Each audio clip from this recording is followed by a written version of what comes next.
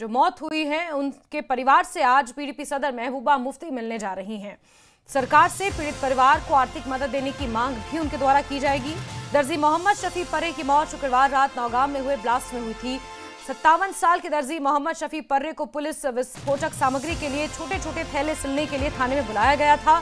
थाने में पुलिस और forensic team हाल ही में हरियाणा के फरीदाबाद से जब्त किए गए विस्फोटकों के एक बड़े जखीरे के नमूनों की सैंपलिंग कर रही थी। उसी दौरान अचानक ये विस्फोट हुआ जिसमें 9 लोगों की मौत हो गई।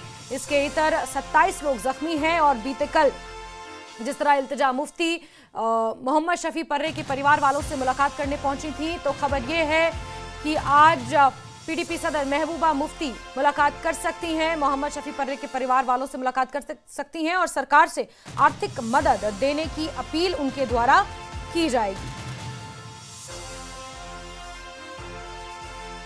सरोज कफील हमारे सहयोगी जुड़े हुए हैं। सरोज, मोहम्मद शफी पर्रे के घर महबूबा मुफ्ती जाएंगी, कितने बजे पहुंचेंगी, क्या कुछ जानकारी उनके इस विजिट को लेकर है?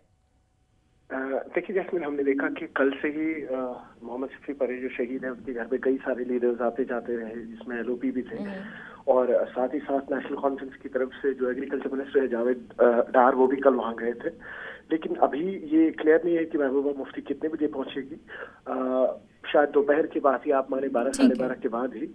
और साथ ही साथ कल शाम में इल्तिजा मुफ्ती भी गई थी और हम लोग भी उनके साथ थे वहां पर। वो उनकी बेटी से मिले थे, मोहम्मद शफी से, उनकी डॉटर से मिले, उनके बेटू से मिले और बस एक ही गुजारिश है उनकी, क्योंकि उन्होंने कहा कि उनका घर भी पूरा लोन पे है, तो बस चाह रहे हैं कहीं ना कहीं कोई एक फैमिली मेंबर जो है उसको नौकरी मिले।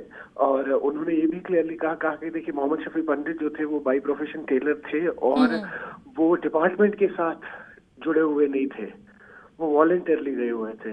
तो हम चाह रहे हैं कहीं ना कहीं कोई एक उनका फैमिली मेंबर जो है उसको अकोमोडेट किया जाए, जिसके चलते हुए आज पीडीपी की सदर महबूबा मुफ्ती भी वहां जाएंगी। जी ठीक है सरोज, बनाकर रखें। बहुत शुक्रिया हमारे साथ जुड़ने के लिए और तमाम जानकारियों के लिए।